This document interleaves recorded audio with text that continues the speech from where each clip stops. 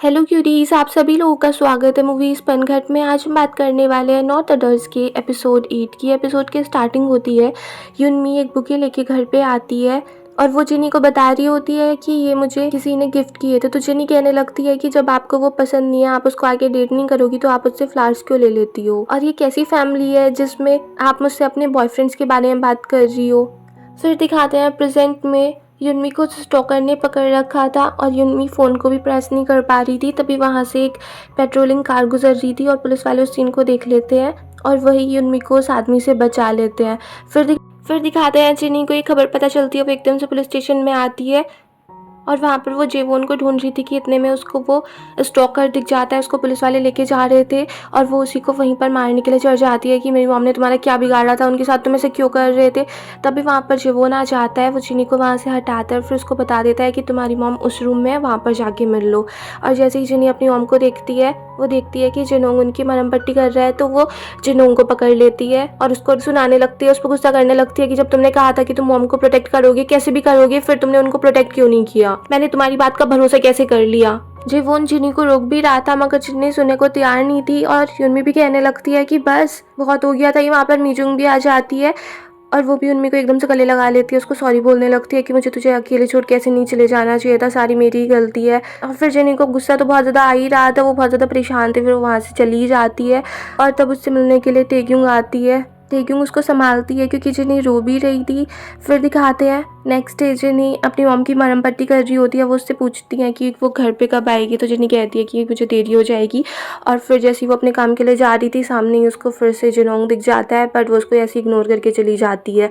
फिर दिखाते हैं जब जिनी जा रही थी, उसको जेवोन देख लेता है और वो उससे कहता है कि तुम्हारी मॉम कैसी है, तो जिनी कहती है वो ठीक है। और फिर वो उनसे पूछ लेता है कि अब तुम कैसी हो। और क्योंकि अभी जिनी का मूड थोड़ा ठीक नहीं था, तो जेवोन कहता है कि बस इस टाइम तुम एक चीज़ पे फोकस करो कि तुम्हारी मॉम बिल्कुल सेफ है। और फिर वहाँ से चला जाता है। उसकी बात सुन के जिनी का मूड भी थोड़ा रिफ्रेश हो जाता है। फिर दिखाते हैं जिनोंग युनमी को क्लिनिक छोड़ने के लिए आया था और वो उससे मना भी कर रहा था कि तुम अभी मत जाओ, अभी तो तुम्हारी काफ़ी ज़्यादा चोट भी लगी हुई है। बट युनमी कहती है कि 3-4 दिन की छुट्टी हो गई है, अब इससे ज़्यादा मैं छुट्टी नहीं ले सकती। तो जिनोंग कहता है कि मैं खुद डॉक्टर पार्क से बात कर लेता हूँ, बट युनमी मना कर देती है कि नहीं, तुम उनसे कोई बात मत करो। फिर दिखाते हैं वो अपने सारे कलीग्स के लिए कुछ गिफ्ट्स वगैरह लेके आई थी और फिर वो एक गिफ्ट डॉक्टर पार्क को भी देने के लिए चली जाती है। और उस गिफ्ट को देख के डॉक्टर पार्क को लगता है कि ये मुझ पे अभी भी लाइन मार रही है, तो वो उससे मना कर देते हैं कि जो तुम्हें सोच रही हो वैसा कुछ भी नहीं होने वाला है, तो इसको यहीं पर ख़त्म करते हैं। युनमी उनकी बात नहीं समझ पाती, फिर वो अपना गिफ्ट वहाँ से लेके वापस चली जाती है। फिर दिखाते हैं पुलिस स्टेशन में सब उसी केस के बारे में बात कर रहे होते हैं और फिर डिटेक्टिव शाह बोल देता है कि क्यों ना आज रात को हम सब लोग डिनर पे चलें। जिनी के पास हेडक्वार्टर से उसके बॉस का कॉल आ जाता है और जिनी जब वहाँ पर जाती है तो उसको वीडियो दिखा रहे होते हैं जिसमें वो स्टॉकर को मार रही थी। तो वो उसको कहने लगते हैं कि तुम्हें ऐसे करने की क्या ज़रूरत थी, पता है कितनी मुश्किल से ये सारी चीज़ें दबाई गई हैं। और वो उससे कहने लगते हैं कि और इस सब चीज़ के बारे में मुझे दूसरों से पता चल रहा है, तुमने मुझे बताया भी नहीं, और यहाँ तक कि तुमने इसमें जेवोन को भी इन्वॉल्व कर रखा है। तो जिनी कहती है कि जेवोन मेरी और मेरी मॉम के लिए चीज़ें आसान करने की कोशिश कर रहा था। तो जिनी का बॉस कहने लगता है कि मैंने तुमसे पहले भी कहा था ना कि वहाँ पर जाके कोई ऐसी हरकत मत करना और साथ में उस जेवोन से दूर रहना, तो तुम्हें समझ क्यों नहीं आता है। तो जिनी उनको सॉरी बोल देती है। फिर वो कहते हैं कि आज रात को एक डिनर पार्टी है, उसमें आ जाना। तो जिनी कहती है कि हमारी टीम भी एक डिनर ऑर्गेनाइज कर रही है, बट बॉस कहते हैं कि तुम्हें ऐसी चीज़ों में तो आना पड़ता है, कई बार तो अपना फेस दिखाना ही पड़ेगा ना। फिर रात को दिखाते हैं जिनी अपने बॉस के साथ उनकी डिनर पार्टी में चली जाती है और वहाँ पर वो जेवोन के बारे में बात कर रहे होते हैं कि उसने कभी भी अपनी सीनियर्स की बात नहीं मानी। तो जिनी उन सबसे क्वेश्चन करने लगती है कि जेवोन ने ऐसा क्या कर दिया था जो उसको वहाँ पर भेज दिया गया। अब उसकी बात सुन के वहाँ पर सबका मूड थोड़ा सी बेकार सा हो जाता है। तो टेग्यूंग फिर सबसे बोल देती है कि मुझे भी कुछ काम है और साथ में वो जिनी को भी अपने साथ ही ले जाती है। और फिर टेग्यूंग जिनी से कहने लगती है कि तुझे वहाँ पर ऐसी बात नहीं करनी चाहिए थी ना। फिर दिखाते हैं जिनी अपने फ्रेंड्स की पार्टी में, अपने कलीग्स की पार्टी में चली जाती है और वहाँ पर जेवोन भी प्रेजेंट नहीं था। फिर वो अपने कलीग्स के साथ ही पार्टी करती है, बहुत ज़्यादा ड्रिंक कर लेती है और उसको बार बार लग रहा था कि जो पकड़ा गया है स्टॉकर और जो रियल में उसकी मॉम को स्टॉक कर रहा था, उसको उनकी हाइट में कुछ डिफरेंस लग रहा था। फिर दिखाते हैं युनमी जिनहोंग को लेके मीजुंग से मिलने के लिए जाती है और मीजुंग तो बिल्कुल भी जिनहोंग से खुश नहीं थी, वो तो उसको एक्सेप्ट ही नहीं करना चाह रही थी। बट जिनोंग भी ऐसे उसकी बात को दिल से नहीं लगाता और वो उसको इम्प्रेस करने में ही लगा हुआ था ताकि वो उसकी और युनमी की रिलेशनशिप को एक्सेप्ट कर ले। तो मीजोंग उससे कहने लगती है कि युनमी तू इसको कैसे पसंद कर सकती है, जो पहले भी सिर्फ अपने पेरेंट्स की वजह से तुझे छोड़ के चला गया, क्या अपने पेरेंट्स की वजह से वो तुझे फिर से नहीं छोड़ देगा। और वो जिनोंग से पूछ लेती है कि क्या तुमने युनमी के बारे में अपने पेरेंट्स को बताया है। तो जिनोंग कहता है कि मैं उनसे बहुत सालों से मिला नहीं हूँ, मैंने उनसे अपने सारे रिश्ते तोड़ लिए थे। फिर दिखाते हैं जिनी बहुत ज़्यादा ड्रंक थी और वो जिवोन के घर पहुंच जाती है, उसको आवाज़ लगाने लगती है। फिर जिवोन उसको अंदर लेके जाते हैं और वहाँ पर उसके सोफे पे बैठ के वो अपने सारे सॉक्स और ऐसी अपनी हुडी वगैरह निकालने लगती है।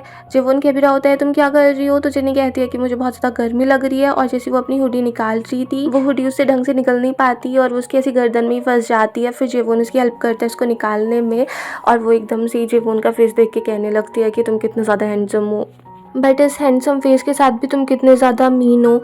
और फिर ऐसे ही जेवोन जैसे ही दूसरी साइड को देखने वाला होता है, जिनी उसको अपनी साइड कर लेती है और उससे पूछने लगती है कि तुम पार्टी में क्यों नहीं आए थे और तुम्हें भी आज हेडक्वार्टर से कॉल आई ना, उन्होंने तुमसे क्या कहा और तुम्हें ऐसी जगह पर क्यों भेजा गया, तुम मुझे बताते क्यों नहीं हो, तुम्हारे बारे में मुझे पता है कितनी टेंशन होती रहती है। और फिर वो जेवोन से बोल देती है कि मेरे लिए मेरी मॉम सबसे पहले आती हैं, तो अगर फ्यूचर में मैं कभी आपको इग्नोर कर दूँ, आपकी बात ना सुनो, तो प्लीज़ मेरे बारे में कुछ गलत मत सोचना। तो जेवोन भी कहता है कि इसमें कोई गलत सोचने वाली बात नहीं है और इंसान को सेल्फिश ही होना चाहिए।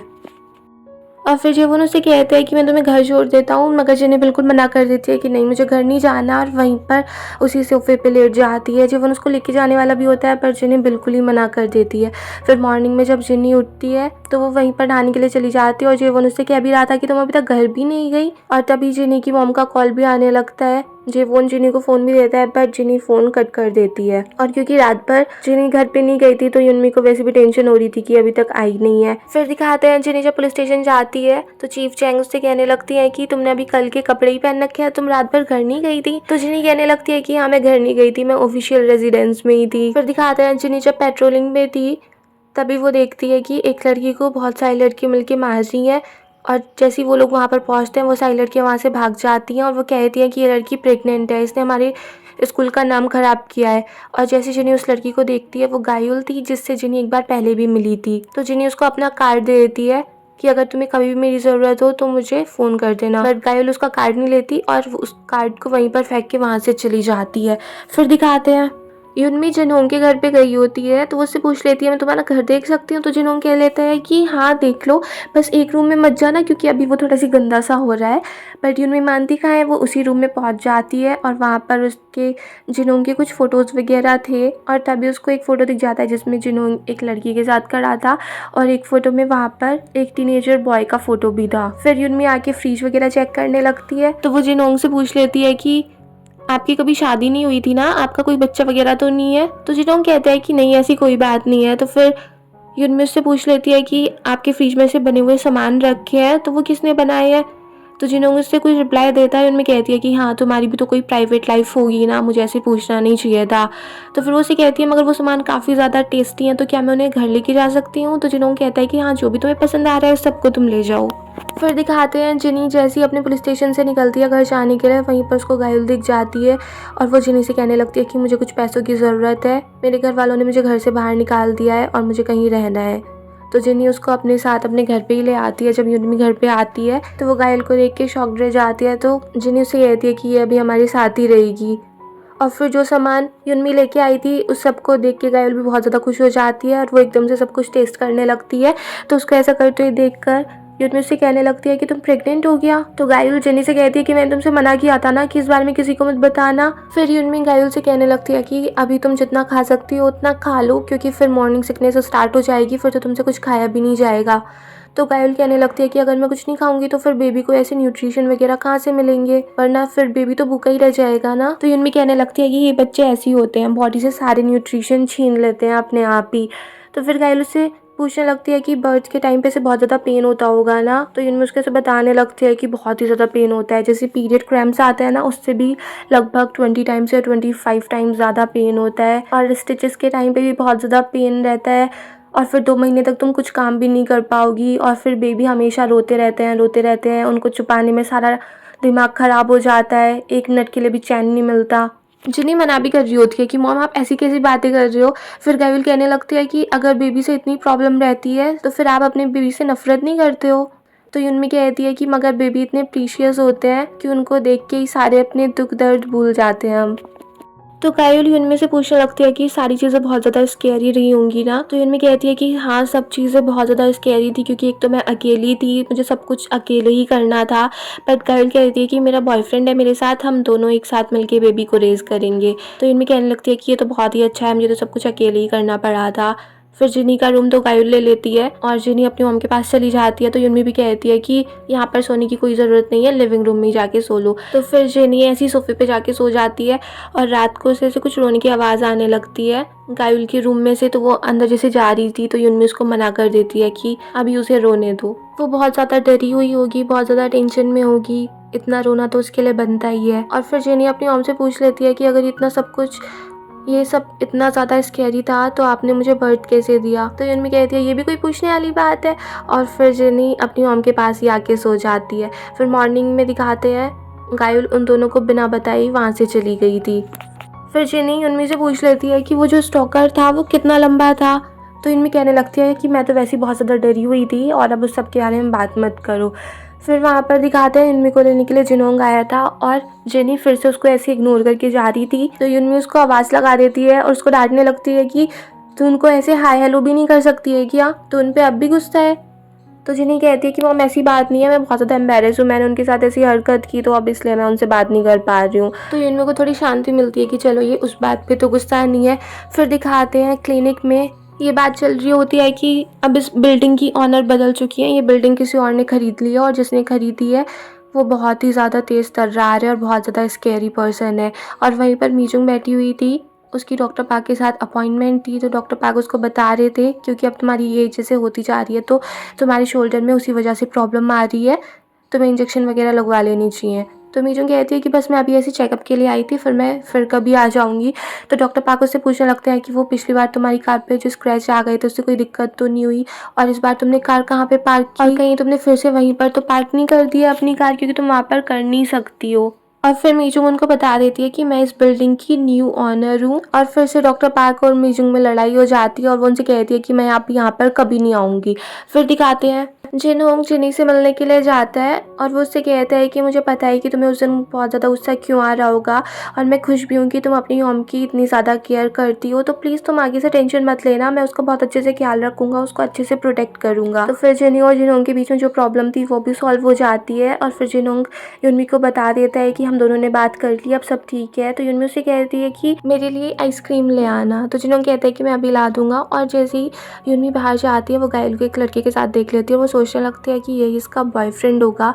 फिर दिखाते हैं वो उनका एक सीनियर उससे मिलने के लिए आता है, वो उससे कहता है कि मैंने तुम्हें यहाँ पर रिलैक्स होने के लिए भेजा था, तो बस तुम रिलैक्स ही कर रहे हो कि अभी तुम्हारी कोई गर्लफ्रेंड नहीं बनी, तुमने शादी नहीं की, और मुझे बस तुम्हारी चिंता हो रही थी कि तुम ठीक हो या नहीं, क्योंकि बहुत दिनों से तुमने ऐसे कोई बात नहीं की थी। तो जीवोन कहता है कि मुझे अभी तक नहीं पता चला है कि मैं एक कॉप क्यों बनना चाहता था, मैं अभी भी वो रीज़न ढूंढ रहा हूँ।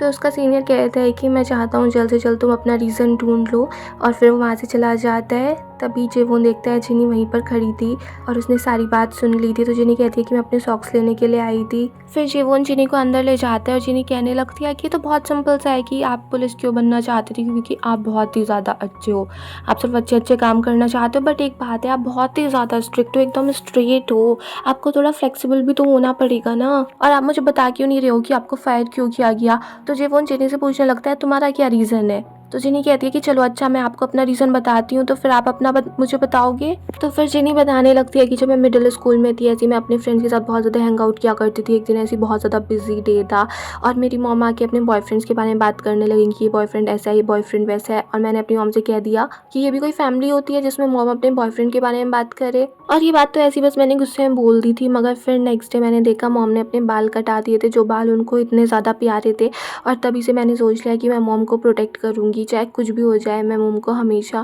प्रोटेक्ट करके रखूँगी। फिर मैंने ऐसे बहुत ही अच्छे से पढ़ाई की, बहुत ही ज़्यादा पढ़ाई की और फिर मेरे सामने कुछ ऑप्शंस खुल गए जिनमें से एक पुलिस अकेडमी था और उसमें हमें फ़ीस भी नहीं देनी थी और वहाँ से पढ़ाई के बाद जॉब भी परमानेंट थी और फिर जॉब सिक्योरिटी भी थी, तो मैंने यही चूज़ कर ली। फिर वो जेवोन से पूछने लगते हैं अब आप अपना रीज़न बताओ, तो जेवोन कहता है कि मेरा ऐसा कोई रीज़न नहीं था और फिर वो जिन्नी को कुछ बताता नहीं है, तो जिन्नी उस पर गुस्सा करने लगती है कि बस यही तो दिक्कत है, तुम अपनी ऐसी दिल की बात किसी से करते नहीं हो, ऐसे तुम्हारे दिल में ये सारी चीज़ें पड़ी रहेंगी ना तो बिल्कुल सड़ जाएंगी। कभी कभार तो तुम अपने फ्रेंड से शेयर कर लिया करो, तुम्हारे फ्रेंड्स भी तो तुम्हारे बारे में टेंशन में है ना।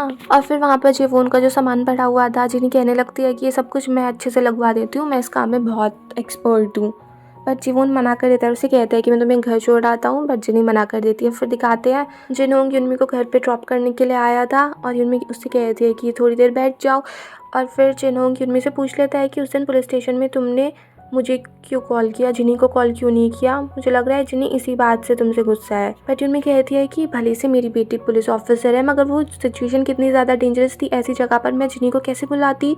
तो जिनोंग उसकी बात सुन के खुश हो जाता है, उसे कहता है कि आगे से कभी भी कुछ भी सिचुएशन हो तो सिर्फ मुझे ही कॉल करना और उससे प्रॉमिस भी ले लेता है। और उसी की बात सुन के युनमी बहुत ज़्यादा खुश हो जाती है, वो एकदम से उसको किस करने लगती है और दोनों का मेकआउट सेशन चल रहा था कि इतने में वहाँ पर जिनी आ जाती है और फिर जिनी तो अपने रूम में चली गई थी मगर जिनोंग बहुत ज़्यादा एम्बेरस हो गया था। फिर दिखाते हैं नेक्स्ट डे जिनी को टेग्यूंग से पता चलता है कि जो स्टॉकर उसके मॉम के केस में पकड़ा गया था उसने अब अपना बयान बदल दिया है, यानी कि वो असली स्टॉकर नहीं था, उसकी मॉम अब भी डेंजर में थी। फिर दिखाते हैं जेवोन भी जेल में किसी से मिलने के लिए जाता है और दूसरी तरफ जिनोंग जो अपने घर आता है वो देखता है कि उसके घर में दो औरतें आपस में लड़ रही थी। और फिर यहीं पर ये एपिसोड फिनिश हो जाता है। अगर आपको ये पसंद आया हो तो प्लीज़ मेरे चैनल को सब्सक्राइब करें, लाइक करें, शेयर करें, कमेंट्स करें and bye bye till next video.